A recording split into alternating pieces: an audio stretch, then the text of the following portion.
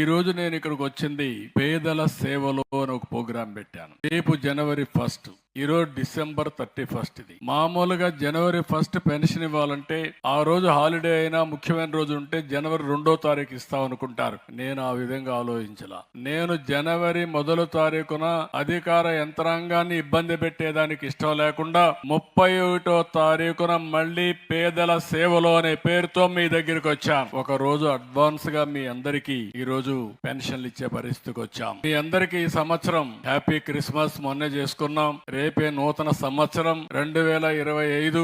ఊహించినటువంటి మార్పులు జరిగాయి ప్రజల్లో. నేను చూసా 40 సంవత్సరాలుగా నా జీవితంలో ఎప్పుడూ చూడని విజయాన్ని మీరు ఇవ్వగలిగారంటే 193% గెలిపించారు. ఎవరిని పెడితే వాళ్ళని గెలిపించారు. ఒక స్టేజిలో అయితే మా అరవింద్ బాబు గెలుస్తాడని భయం ఉంటే కాదు, మేమున్నామని బ్రహ్మాండమైన మెజార్టీతో గెలిపించారు. అంటే చూసిన తర్వాత ప్రజలు అనుకుంటే ఏదైనా సాధ్యం. ఎవరైతే విర్రవీగి నన్నేమీ చేయలేరు అనుకుంటే కాదు, కర్రు కాల్చి వాత పెడతావని చేసి చూపించింది మీరని చెప్పి కూడా నేను మీకు తెలియజేస్తున్నా.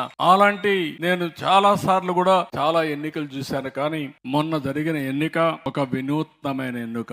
ఈ 6 నెలల్లో కూడా ఏ విధంగా పనిచేసామో మీరు ఒకసారి ఎక్స్ప్లెయిన్ చేస్తాను. నేను మీకు జవాబుదారి. నాకు హైకమాండ్ ఎవరు లేరు, గాని నా హైకమాండ్ 5 కోట్ల ప్రజలే నా హైకమాండ్ అని చెప్పి కూడా నేను మీకు తెలియజేస్తున్నా. నేను ఎవరికి రిపోర్ట్ చేయాల్సిన అవసరం లేదు, కానీ నేను మీకు మాత్రం రిపోర్ట్ చేయాలి. నేను ఏం చెప్పానో ఎప్పటికప్పుడు మీకు చెప్పాలి. అదే సమయంలో మళ్ళీ మెరుగ్గా ఏం చేయగలుగుతానో దాన్ని ఆలోచించుకొని ముందుకు పోవాలనే ఆలోచన.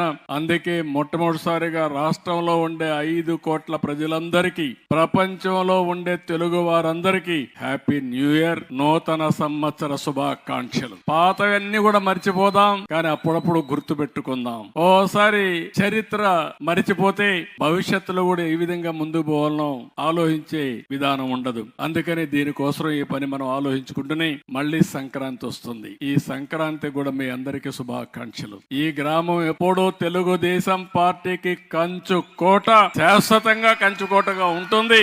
ఎందుకు నేను ఈ మాట వాడుతున్నానంటే, ఒక మంచి రాజకీయ పార్టీ వల్ల ప్రజల జీవితాలు బాగుపడతాయి. ఎప్పుడైనా సరే ఒక సమర్థవంతమైన నాయకుడు ఇంట్లో పెద్దగా ఉంటే ఆ కుటుంబాన్ని 20-30 ఏళ్లలో ఊహించని అభివృద్ధి సాధించి తీరుతారు. ఒక గ్రామానికి మంచి నాయకుడు ఉంటే ఆ నాయకుడు వల్ల గ్రామం బాగుపడుతుంది. ఒక రాష్ట్రానికి ఒక ఎమ్మెల్యే, మంచి ఎమ్మెల్యే ఉంటే ఇప్పుడు కూడా మీరు కోడెల శివప్రసాద్ అంటే జిందాబాద్ అని అమర్హయ్ అనే పరిస్థితికి వచ్చారు. ఇంకా జ్ఞాపకం ఉంది. అంటే దానికి కారణం ఆ నాయకుడు చేసిన పనులు. ఎప్పుడైనా ఒక నాయకుడు ప్రజా గుండెల్లో ఉంటారు, హృదయాల్లో ఉంటారు. కొంతమంది నాయకులను చూస్తే ఎప్పుడు కూడా చేదరించుకునే పరిస్థితిలో ఉంటారు. అలాంటి వాళ్ళు కూడా వస్తా ఉంటారు. అందుకని ఈ రోజు సంక్రాంతి అనేది తెలుగు జాతికి ఒక మంచి పండుగ. తెలుగు వారందరూ చేసుకునే పండుగ. మళ్ళీ మీ అందరి జీవితాల్లో శుభం జరగాలని, ఈ రాష్ట్రాన్ని ముందుకు తీసుకుపోయే బాధ్యత నాది, నన్ను నడిపించే బాధ్యత మీదని మీ అందరికి విజ్ఞప్తి చేస్తున్నా.